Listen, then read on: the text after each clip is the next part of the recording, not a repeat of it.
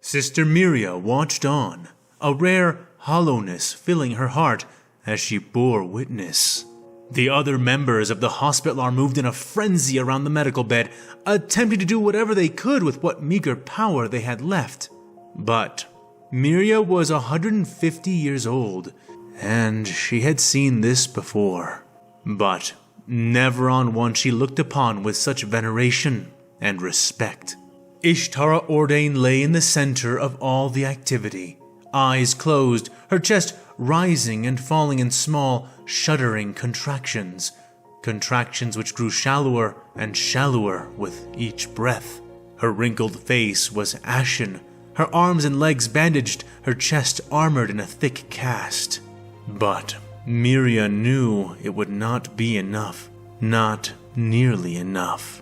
Their venerable leader, their highest canoness, was dying.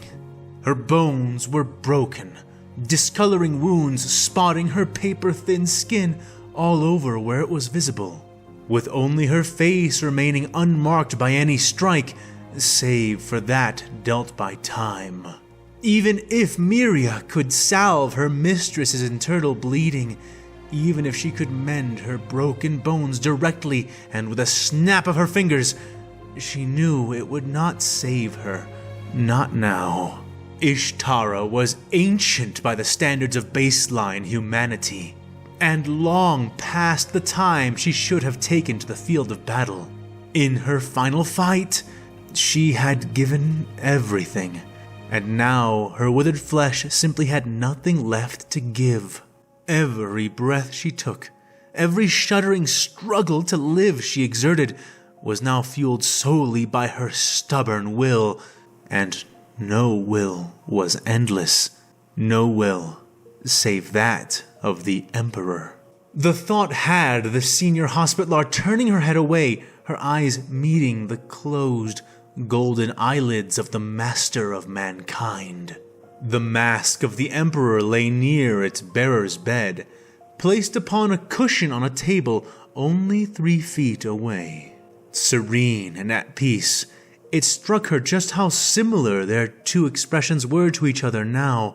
Both faces, both mask-bearer and mask, now seeming to become one just before the moment of her death. The sister turned her face in the other direction, and there, not far away, saw the bloodied and barely living body of the canoness's heir, her own daughter, Sister Legatine Reina Ordain. She lay nearly upon her own deathbed, taking her own shallow breaths, still covered in blood, both hers and that of the 300 clones she had murdered by her own hand, slain by the fury of her weapons of fire and steel. She, at least, would live, for Reina had much fight in her left. Her sister was, even then, out upon the battlefield, stalling the Republic's advance, keeping hope alive as heroes and saints fell and died all around them. But more and more it seemed like that hope was guttering, dying like a flame in a vicious gale. The walls were falling. Already fighting had broken into the courtyard. Already they could hear it approaching the triage tents. She longed to move them into the Basilica's infirmary, but it was already packed to capacity long before the Legatine herself had been returned to them on black treads. They would have to do their best here, and it seemed even their best would not be enough. She saw some sisters preparing an invasive procedure, moments from sawing into the cast over the canoness's chest. A fresh, beating heart held within a head-sized vat container, which was brought forward by a medical servitor. Miria shook her head and reached out, tightly taking the shoulder of the sister carrying the saw forward and shaking her head. Sister Superior, the woman said as she was stopped, but Miria walked past her, taking the golden aquila pendant that hung around her own neck and reverently removing it as she came closer. Without words, she came to Ishtara's bedside, the other sisters slowly noticing her approach, a dread following her every step as more and more eyes turned to watch Miria.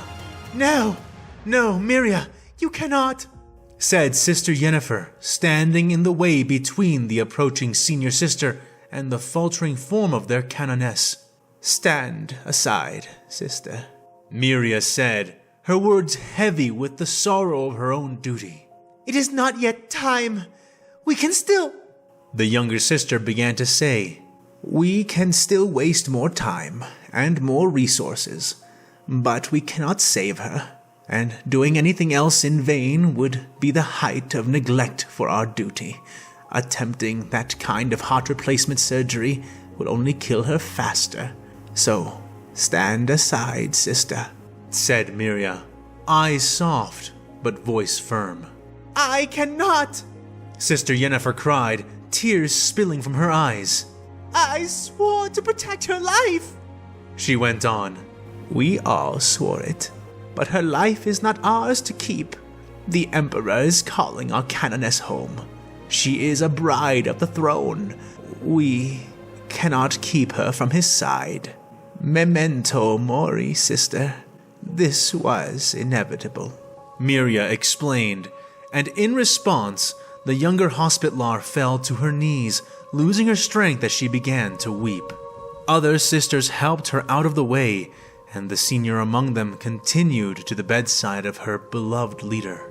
Yea, though we walk through the valley of the shadow of death, we will fear no evil, for the Emperor is with us, she intoned as she lowered the symbol, gently cupping Ishtara's head and lifting it from her pillow. The Emperor is with us, repeated the others around her as she laced the thin golden chain over the dying woman's head, gently placing her back down and laying the golden aquila across her bandaged chest. Her armor is sundered, said Miria bitterly. Where is her sword? To those words, the sisters who knew looked away, shame written upon their faces. We were unable to recover it. The Tabahai remains on the field, taken from her hand by the Genestealers. They will be unable to touch it, but we are unable to recover it, said Sister Uriel, eyes downcast. No matter, said Sister Miria tightly. Find her flamer then. Bring it here.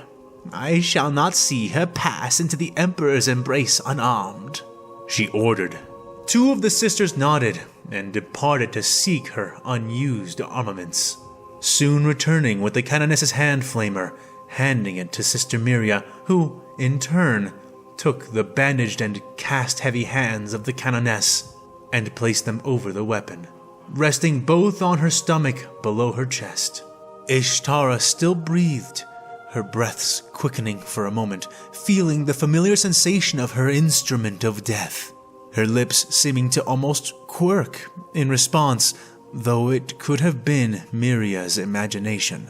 Miria kneeled, followed by the others around her, and in that moment the sisters began to sing, voicing a wonderful and horrible dirge, their voices seeking to wail, constrained only by their faith and discipline.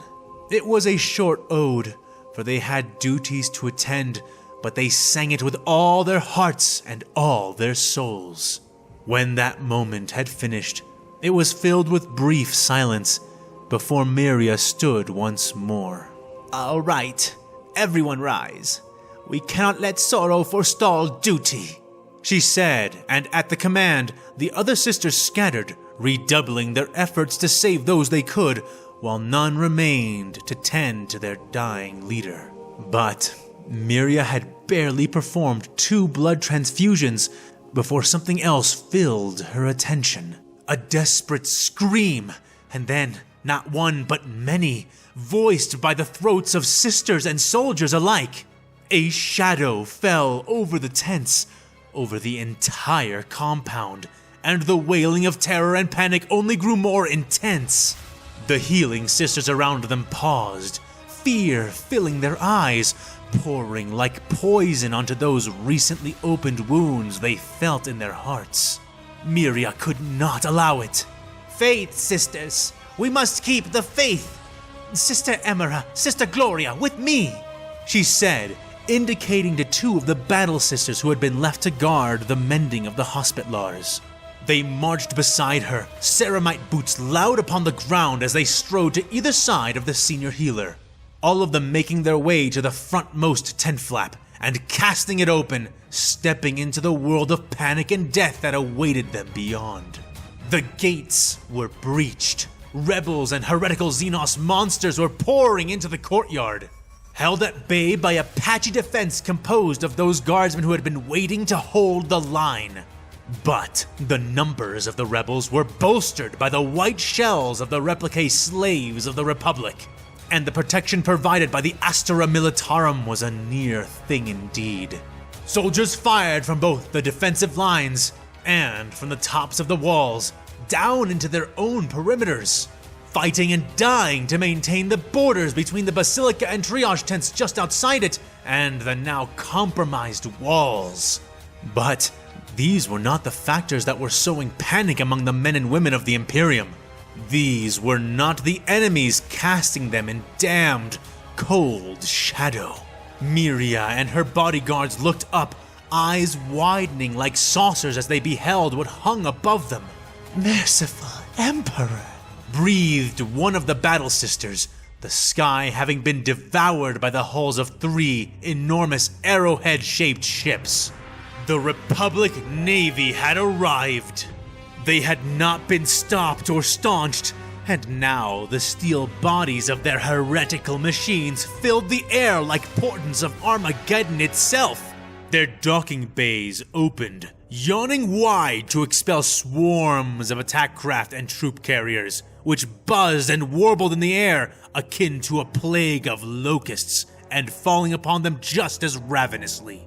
They strafed the lines of Imperial defenders, rays of green death and bolts of blue, merciless fire falling from them and destroying the faithful in droves. Go! Sister Miria ordered the two beside her. Find Saint Lazarus. Ensure that he... She began to yell, but her voice was buffeted and blown away from the ears of the others as the massive cannons on the Republic vessels above them came to hideous life. The Republic's shipboard weapons fired into the tops of the wall, an inescapable burning cascade which tore the battlements apart, killing everyone and everything that had been atop them and burning them down to half their previous towering lengths. Miria's wide eyes absorbed it all, watching their defense collapsing in real time. And then, as she gawked, the enemy arrived before them. The two battle sisters at her side snapped their bolters up, large weapons barking and firing at an enemy Miria had not spotted until it was too late. When she did snap her eyes down before herself to see what approached, all she could understand were the two glowing bars of light which came for her, driving to either side of her and lopping off the inner-facing arms of both of her erstwhile guardians. In her face was the grinning, vicious visage of a Genestealer Primus. She tried to scream, the other two sisters beside her doing the same as they fell away to either side, clutching at the stumps of their newly severed arms, unable to hold their bolters without them. But before Miria's voice could find purchase in her throat, the beast backhanded her with an alien claw, drawing deep furrows across her abdomen and chest, as well as throwing the sister Hospitaller back into the triage tents. She hit the ground hard, a fellow healer kneeling to her side instantly, spraying something down over her bleeding chest. A bluish-black foam which staunched the bleeding and began to address the Genestealer's corrosive poison before it could kill too much of her. Miria was dizzy, her eyes unfocused as pain and death began to fill her body. She did not see the alien follow her inside, but after a moment, it was clear that it had. ripping and tearing its way through the terrified medics and wounded soldiers of the Imperium, whipping its stolen weapons through them without resistance. As the few who could attempt it fought back in desperation, it was not long before it was standing over her once more, the sister tending to her, never leaving her side, even as she feebly tried to pull the fellow healer back. Everything beyond the beast was a dead, gore-ridden slick of those who should have been saved and those who should have been saving. Behind them, the remaining Sisters of the Hospitaller Order began to move patients, running to fill the hallways and spare rooms of the Basilica, evacuating anyone they could move. The thing smiled a leering, hateful smile, watching them run before him. Miria scratched at her waist, pulling free a bolt pistol and aiming it up with a trembling hand at the monster. She fired, and it jerked its head to the side, trivially avoiding the shot. The sister beside her tried to do the same, but the transhuman terror that had filled her at the sight of its butchery made her aim even less reliable than Miria's, and the creature contemptuously kicked the weapon from her hand. "Do not fight," it said to them in clear Gothic, spoken through a monster's voice. "Instead, pray to your dead god, for you will be joining him soon." It mocked, raising its sabers high over its head and swiping them down. And yet, those two blades were suddenly caught, the searing weapons of the Jedi brutally halted against the proud, blue-shaded steel of a sparking power sword. Miria looked up from her daze and saw, standing over them, face fixed in a grimace just as hateful as any grin the creature could make, was Reina Ordain. Face and body still streaked in blood, her power armor half disassembled around her, all but useless. She forced the thing back with a pained roar, blood spilling from torn stitches as a myriad of blaster burns stung and seared her flexing muscles. "Hear me, O God Emperor of mankind!" she shouted as she stepped over the two Hospitaller, still contending with the now aware counterstrikes of the alien she faced. "Deliver me from my enemies! Protect us from those who rise up against you!" Reina roared, sweeping, hacking, blade clashing against the lightsabers held by the enemy. Tables and beds were overturned, bodies and broken tools trampled as she drove the thing back with her fury alone. Her bloodied face was feral, her eyes a brilliant gold that was all but natural. "Deliver us from heresy and save us from the beasts of the void! Behold how they lie in wait for us, fierce monsters who conspire against you and your flock, for no offense or sin above being human! O God Emperor, witness me and call down your wrath through my arms!" She cried out, the momentum of her swings growing greater and greater, her strikes and counterstrikes gaining in speed as well as force. But the beast she contended with was no slouch, and as the surprise of her intervention wore away, its waning strength waxed stronger still, returning her fury and faith with inhuman frenzy and rapacious battle lust. Blow for blow, strike by strike, they pushed each other up and down the ruined half of the medical tents, teeth born in a mutual thirst for the death of the other. And then, as suddenly as it had began, the battle ended. A blade locked on a saber, twisting to catch its twin, and barely missing by a hair's breadth. Reina gasped, fresh blood spraying from her lips, the blue blade of light which had slipped past her guard now burning through her, piercing into her abdomen and out her back, bright as the face of an azure sun. Miria felt her blood freeze, having lifted herself to her feet, leaning against the supporting tent pole, watching as Reina Ordain, bloody daughter and heir to their order, began to lose her strength as well as her life. The creature smiled wide and cruel, leering closer to her aghast expression. Woe to the defeated. It proclaimed, causing her to grit her red teeth one more time. She released her sword, raising her fist and bringing it down like a thunderhammer, smashing the hilt of the blade which pierced her, and deactivating the saber as its pieces scattered across the ground. The Primus growled at her defiance and kicked her with its inhuman strength, sending her sailing back and crashing into a row of intact medical beds. Reina groaned and struggled to rise, but the damage had been done, and she could do no more than quake and cough blood. The creature tossing aside what was left of its ruined saber and raising its functional one high. Die! It said as it came upon her, its shadow encompassing her as it blocked the light of the entrance. Die like your dead god! It growled, ruthlessly baring its powerful teeth in a grin which signaled the end. The Emperor is not dead, said another voice, a new voice, an old voice. Miria turned just as the Xenos did, both of their eyes finding the frail, withered shape of Ishtara Ordain, bandages trailing off her like white tassels. The cast around her right hand shattered, her hand flamer held tightly in a steady, deadlocked grip. He is right here, she said, pulling the trigger and issuing forth a torrent of brilliant, swirling flames.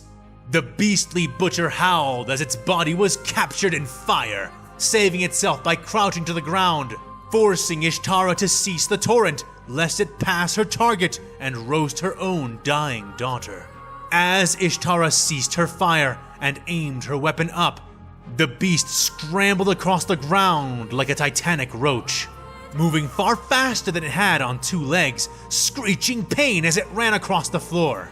Ishtara tried to blast it twice more, but its speed outdid her, and it escaped, still aflame, out to the front of the entrance flaps of the triage tents. Ishtara stared after it, not breaking her glare even when Miria came before her and kneeled. My holy lady, Miria gasped in total disbelief. Rise, Miria, tend to my daughter, said Ishtara, her eyes shimmering like golden discs. But my lady, you... the senior hospitaller began to say.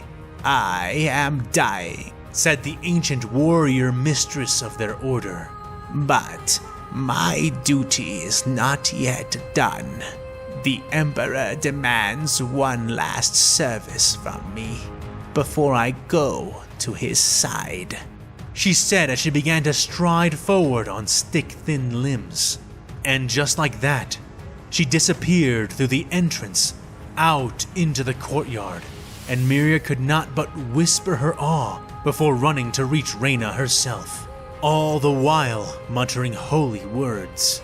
And they called upon the name of their daemon, and she called upon the name of the Emperor, and the god who answered spoke by fire, and all knew that he was the master of all.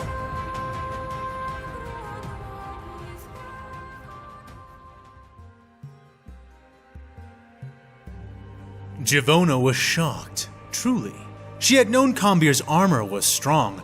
It had to be from all she had seen, but as she treated and dressed the wounds on his back, bolter wounds, she came to fully realize just how much of that lethal damage had been absorbed before penetrating into his skin. She used her power, reaching in and finding another metal fragment, pulling it out and making Combier wince. The other thing that shocked her was just how quickly that Bacta solution was working. In fact, it was working too fast, making more painful the work she had to perform as skin and sinew tried to rapidly regrow over places where shrapnel from the shots and his shattered armor were buried. Despite that, she was thankful for it as well, thankful that he would be able to heal so quickly, having half the rebreather still left, clutched in his hand, waiting for her to get done before using any of the rest. Ouch! Frag! Javona, are you sure you can't do that a little more gently? Combeer whined, sweating in pain as she reached in with a keen knife she had taken off an Imperial soldier's body, helping to cut a way out for another sharp fragment. She gently batted his head with her free hand as the piece of metal came out, floating in the air before she let it drop into a bloody stack of similar shards. This is only happening because you wouldn't stay back. You wanted battle? Well, this is part of it. Hold still, or it will hurt even worse. She lightly scolded him, shaking her head. Can't you just let the Bacta push it out? The Axumite whined, cringing again as she found another piece and began moving it out. Samael laughed, shaking his head and sauntering over. Javona narrowed her eyes at the odd, large man. He wore a black long coat over what looked like green worker's clothes that barely fit him, almost splitting at the seams over every one of his many muscles. He wore a bright ruby ring on his right hand, the thing in the shape of a red skull framed in bright golden wings. A ring she was sure he had not been wearing when he first arrived. His smell, his stance, the way his mind echoed so oddly, it all made what little hair she had stand on end. What was it about that man that set her off so much? His sweat tainted the air with a chemical scent she had a familiarity with, though only vaguely, and the way he moved, it was just uncanny, wrong. And yet, she had seen loads of new creatures here in this place, and he had already helped them, brought even more reinforcements even before the Republic had decided to join the fight. And all of that aside, it was he who had supplied the healing agent to Combeer. So why was she so on edge near him? I don't think it works like that, kid.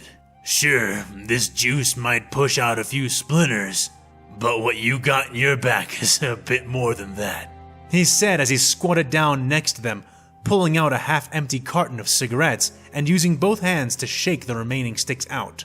He gathered them up in an enormous hand and stowed them away in an inner pocket on his coat. He then folded and rolled the empty carton before handing it to Combeer. Here, bite down on this. Should make it easier for you and keep you from nipping off the end of your own tongue, the big man said, and despite her misgivings, Javona was grateful for that too. Not only because it would make things easier for her rescuer, but because it would make things easier for her as well, not having to hear his pained whinging. Thanks, Sam, said Combeer, quickly taking the rolled carton and placing it between his teeth, biting down. Once he did, Javona continued her delicate work, almost losing focus as the entire passageway around them began to shake and tremble. Loud blasts that made her ears ring, reverberating through the entire structure.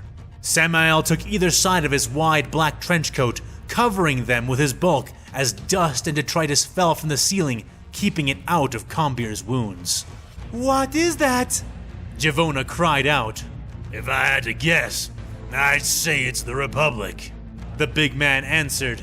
Looks like they finally decided to pull out the big guns, he added. Javona pulled the fragments out of Combeer with more haste than she had intended, making him groan into the carton and sag when it exited his flesh, almost tearing its way out of him. Wincing herself, Javona paused to look around. They are going to bring the wall down on top of us! She almost screamed as panic flooded her, but Samael shook his head. Nah, they won't target their weapons directly over us. I've already seen 3 Jedi and a mess of clones run through here. They know we're using this passageway. They're probably blowing the gate down and scouring the tops of the walls. Just hold tight. It will pass, the man said, the surety in his voice giving Javona the confidence she needed to continue her work. Samael turned out to be correct, the shaking and quaking passing after nearly 40 seconds, the high-pitched thrums and blasts of ship-scale turbo lasers moving off and away into the distance. But not too far a distance. With the disturbance now gone past, Javona found herself able to redouble her efforts, and as the large rebel stood up from them, she finished her work, extracting the last bit of metal from the axamite. "There, done," she said, grabbing pads and gauze and beginning to seal and patch the wounds. Combeer spat out the carton, sighing heavily and breathing hard. "Thank the fragging force," he said, wiping sweat from his brow and pushing the rebreather back onto his mouth, taking several deep gasps. Don't thank it just yet, said a familiar voice. The voice of her brother, Bathrazan. Snapping her head up right away, Javona gasped in shock as she saw her beloved sibling stagger through the entryway. Body sagging, back and shoulders smoking and blackened. She began to rise right away, but a thick hand on her shoulder held her in place, prompting her to glare up at Samael. "You can't do nothing for burns, but I can," said the man, holding up a second Bacta rebreather. "Finish what you're doing with Combeer here. I'll take care of your... what is he? Your brother?" he said, Javona nodding to his question and continuing to wrap Combeer's wounds. Samael stood up straight, walking on the balls of his feet as he approached the alien man, holding out the Bacta device as he did. Bathrazan staggered forward, grimacing in pain, one lightsaber clutched in one of his two more human-like hands, the other clearly having several broken fingers, though the entirely alien claw opposite those arms was still fully intact. Bathrazan used his free, clawed hand to delicately grasp the device once Samael and he neared each other.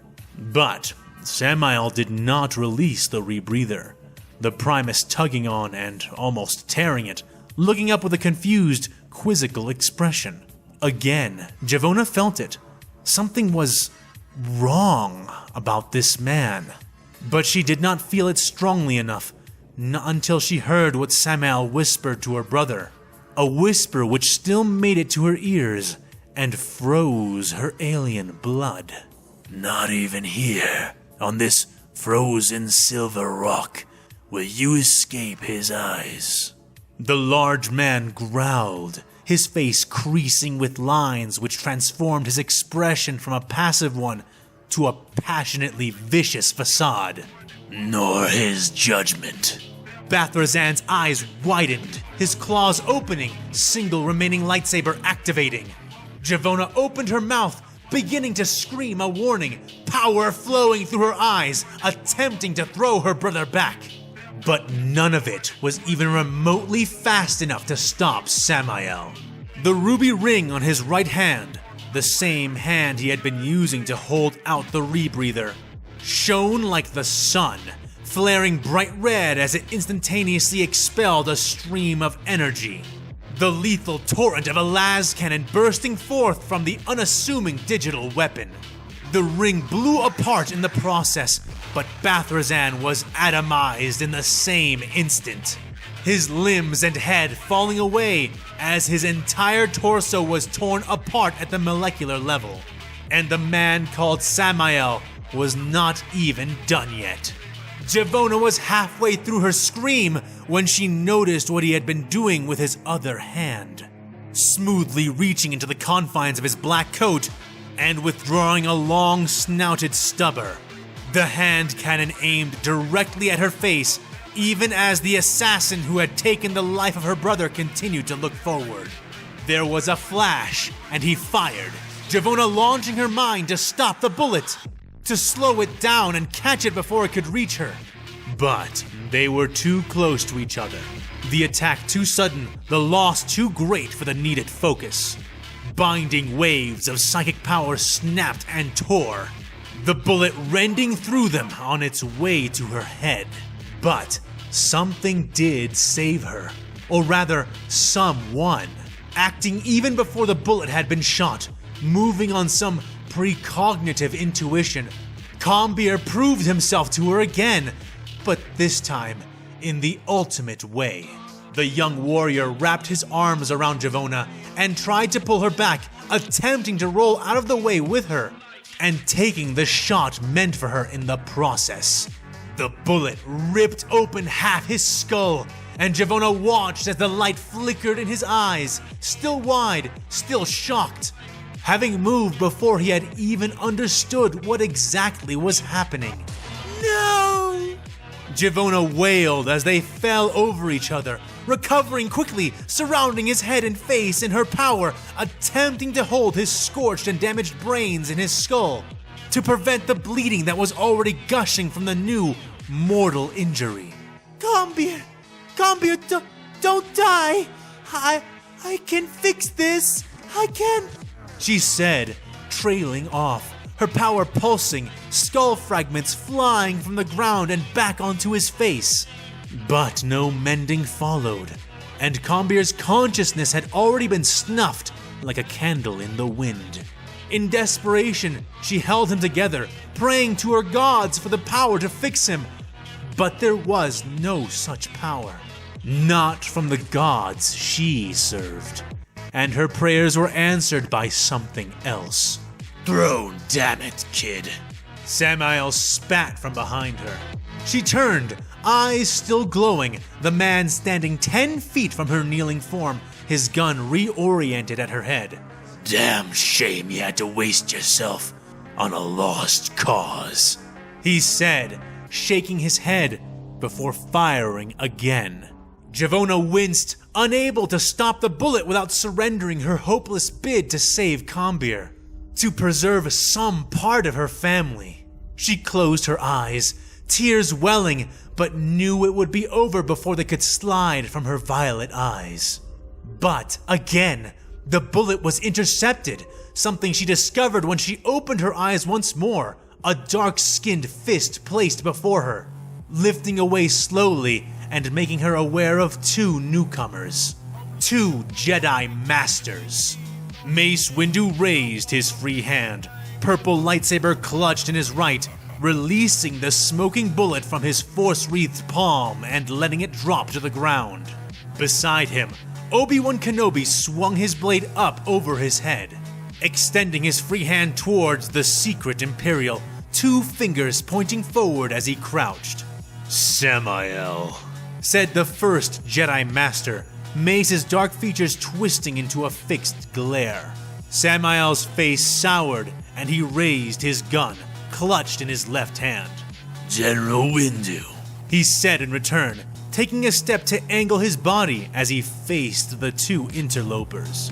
We were interrupted the last time we spoke. Let's finish that conversation now, said the purple blade-wielding master.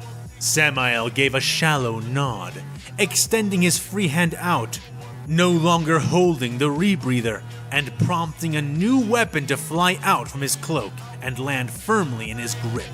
It was like a lightsaber hilt, but covered in skull ornamentation and Imperial sigils. A bright, white blade bursting from its base and extending out, creating a crackling, unstable blade of pale energy. Let's, growled the traitorous rebel. Go, said the other Jedi Master, looking to his side and at Javona. She looked up at him with wide eyes. But Combeer, she stuttered frantically. Neither of you stand a chance if you stay. Take him if you can, and run, and don't stop until you are safely out of here, said the blonde-haired Jedi Master, sliding from his current stance and into a new one, centering his blade and bringing both hands together upon it. We will guard your back. Now run! He almost yelled, and the act drove Javona into movement, grunting as she lifted Combeer's heavy body, using no small aid from her telekinetic powers, and began to dash away. From behind her, she could hear the crash and crackle of lightsabers meeting in combat, as well as the familiar gunfire from the weapon which had nearly stolen her life. She felt those tears which had been welling sting her eyes, and pushed forward ever more powerfully. Get him! She said angrily to herself, shaking with rage and effort. Jedi, I hope the Force really is with you. For Bathrazan, for Combeer, beat him! Beat them all! She yelled over her shoulder as she escaped the battle, the only one of her kind who would.